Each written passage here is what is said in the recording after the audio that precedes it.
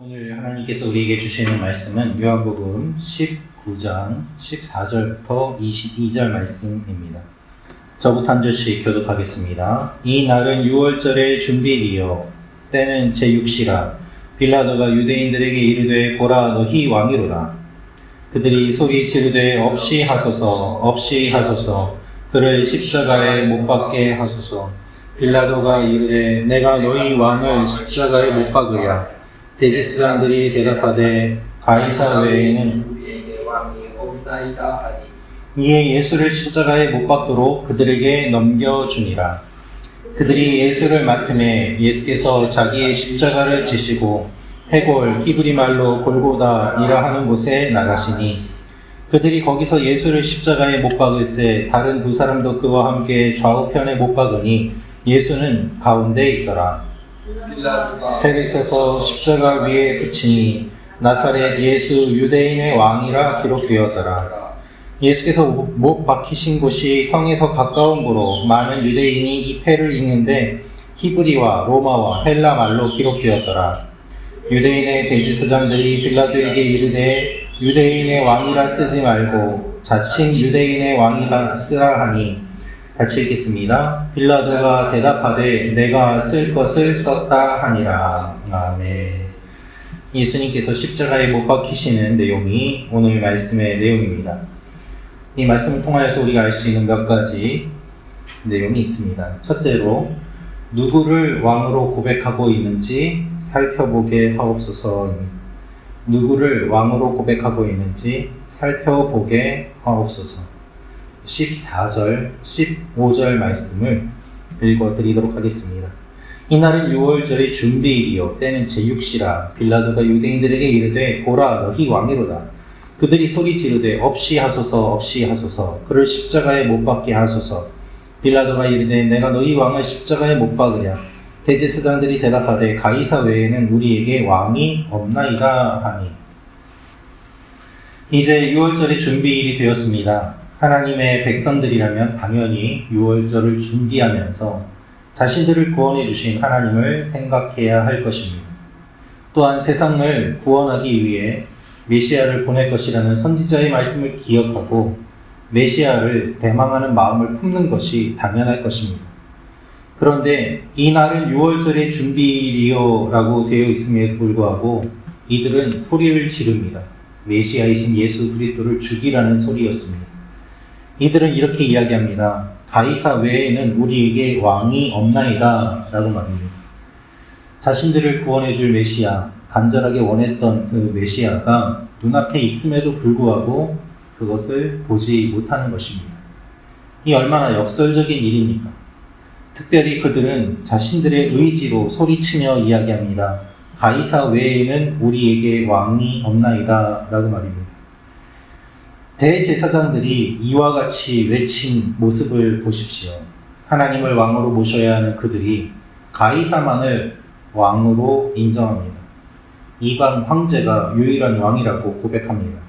그들은 자신들이 어떠한 죄를 짓고 있는지 알지 못하는 것입니다.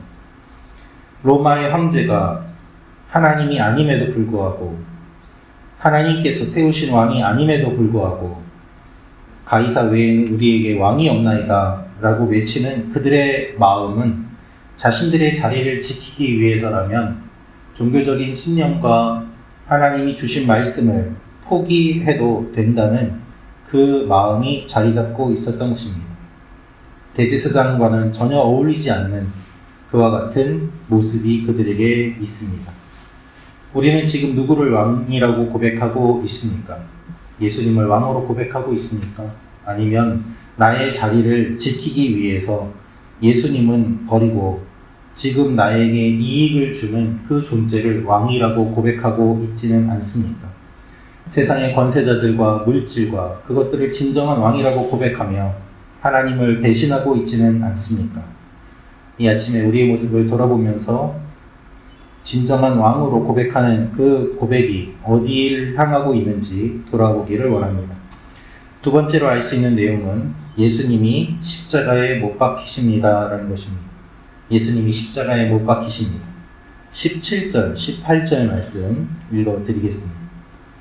그들이 예수를 맡음에 예수께서 자기의 십자가를 지시고 해골 히브리 말로 골고다이라 하는 곳에 나가시니 그들이 거기서 예수를 십자가에 못 박을새 다른 두 사람도 그와 함께 좌우편에 못 박으니 예수는 가운데 있더라. 사람들이 예수님에게 십자가를 지게 하고 해골이라는 곳으로 끌고 갔습니다. 죽음의 골짜기 히브리 말로 골고다라는 곳에 예수님을 끌고 갑니다. 생명이 없는 곳으로 가십니다. 그리고 예수님의 좌우편에 다른 두 강도가 못 박히는 것을 보게 됩니다. 이들은 죽을 만한 죄를 지은 사람들입니다. 그러나 예수님은 그렇지 않습니다. 죄 없는 예수님이 한가운데 못 박히신 것, 이것은 우연이 아닙니다. 양옆에 강도들이 달렸지만 사실 어떻게 보면 예수님이 제일 끝쪽에 달릴 수도 있는 문제 아니었겠습니까? 그럼에도 불구하고 주님이 가운데에 못 박히시고 좌우편에 사람들이 있는 것을 우리는 볼 수 있습니다. 그리고 예수님께서는 다른 복음서를 보시면 이 가운데서도 한 사람을 구원하시는 일을 이루어 가십니다. 예수님이 만약에 이쪽 끝편에 매달리셨다면 저쪽 끝에 있는 사람과 이야기하기도 어려웠을 것이고 또한 그와 이야기하면서 구원의 손을 내밀기도 어려우셨을 것입니다. 그런데 가운데 못 박히셨다는 것이죠. 하나님께서 이 모든 일들을 이루신 것임을 우리는 보게 됩니다. 우연처럼 보이지만 우연이 아닙니다. 원어를 보면 예수님께서 십자가를 스스로 지고 가셨다는 것을 강조합니다. 그래서 자기의 십자가를 지고 가셨다라고 17절에 표현되어 있는 것입니다. 최근 대한성서공회가 번역한 새한글 성경을 보면 예수님은 몸소 십자가를 메고 라고 번역하였습니다. 주님이 주도적으로 구원의 문을 열기 위하여 자발적으로 이 모든 일을 하셨음을 강조하고 있습니다. 요한복음은 예수님께만 초점을 맞추고 다른 복음서에 나오는 이야기들을 과감하게 생략합니다. 주님이 십자가를 지신 그 일에만 주목하고 주님이 십자가에 달리실 때 그 죄의 명패가 무엇인지를 자세하게 설명을 하고 있습니다. 여러분, 기독교의 핵심은 예수님의 십자가입니다. 예수님의 십자가가 없으면 기독교가 기독교일 수 없습니다. 주님께서 우리를 구원하시기 위하여 십자가를 지셨습니다. 이것보다 큰 사랑이 어디에 있겠습니까? 그래서 우리는 십자가를 깊이 묵상해야 합니다. 십자가를 붙들어야 됩니다.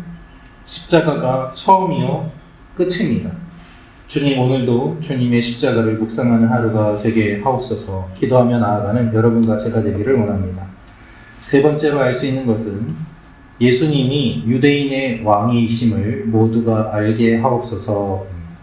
예수님이 유대인의 왕이심을 모두가 알게 하옵소서. 19절부터 22절 말씀 읽어드리겠습니다. 빌라도가 패를 써서 십자가 위에 붙이니 나사렛 예수 유대인의 왕이라 기록되었더라. 예수께서 못 박히신 곳이 성에서 가까운 고로 많은 유대인이 이 패를 읽는데 히브리와 로마와 헬라말로 기록되었더라. 유대인의 대제사장들이 빌라도에게 이르되 유대인의 왕이라 쓰지 말고 자칭 유대인의 왕이라 쓰라 하니 빌라도가 대답하되 내가 쓸 것을 썼다 하니라. 빌라도가 패를 써서 십자가 위에 붙이는데 나사렛 예수 유대인의 왕이라고 적었습니다. 그런데 대제사장들은 무엇을 요구하는가 하면 자칭 유대인의 왕이라고 써라 라고 이야기를 합니다. 끝까지 그들은 악한 일을 하는 것입니다.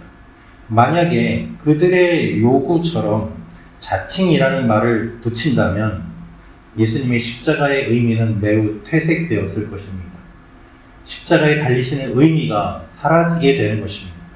십자가를 지는 것은 막지 못하지만 자칭이라는 말을 붙여서 그 의미를 사람들에게 퇴색시키겠다. 이것이 사탄의 전략이었고 그 전략을 끝까지 사용하는 것을 보게 됩니다.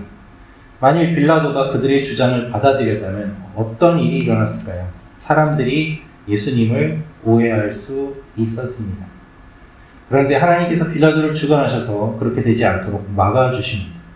끝까지 섬세하게 인도하시는 하나님을 우리가 볼 수 있습니다. 끝까지 악랄하게 공격하는 악한 세력들과 끝까지 하나님이 지켜주시는 모습. 그래서 빌라도가 내가 쓸 것을 썼다라면서 그의 자존심을 끝까지 세우는 일을 함으로 말미암아 자칭이라는 말을 붙이지 않았지만 결국 하나님께서 이 자칭이라는 말이 들어가지 않도록 막아주셨음을 우리는 보게 됩니다. 오늘 본문을 보면 히브리와 로마와 헬라 말로 기록되었더라 라고 되어 있습니다. 당시에 사용할 수 있는 모든 언어로 기록되었습니다. 어느 나라 사람이든 알 수 있도록 적었습니다. 죄목이라고 적었지만 그것은 죄목이 아니라 결국 예수님이 어떤 분이신지를 알리는 그것이 되었습니다.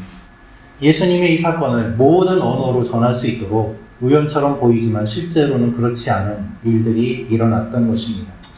여러분, 하나님은 예수 그리스도의 십자가가 온 세상에 전해지기를 원하십니다. 히브리어, 헬라어, 로마어로 전해진 것처럼 지금도 온 열방에 십자가가 전해지기를 원하십니다.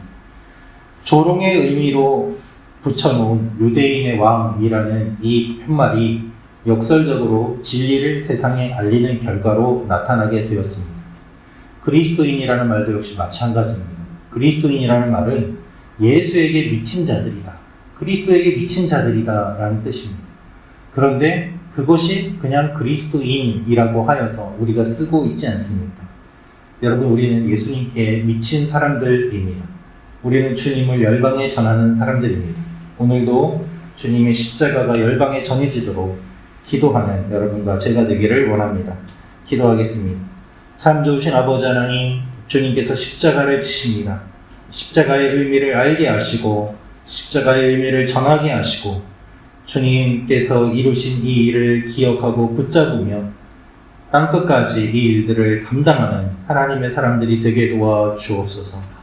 주님, 오늘도 우리 교회 성도 한 사람 한 사람을 주님께서 기억하여 주시고 하나님의 자녀들을 붙잡아 주시고 아버지 하나님의 도움이 필요한 분들 주님께서 잊지 마시며 우리가 서로 위하여 기도하고 무엇보다도 십자가를 굳게 붙잡음으로 말미암아 우리의 믿음이 흔들리지 않게 하여 주옵소서. 사탄이 끝까지 우리를 공격하지만 주님께서 지켜주심을 바라봅니다. 그것을 믿고 나아가며 주님과 동행하는 오늘 하루가 되게 하여 주옵소서. 예수님의 이름으로 기도합니다. 아멘.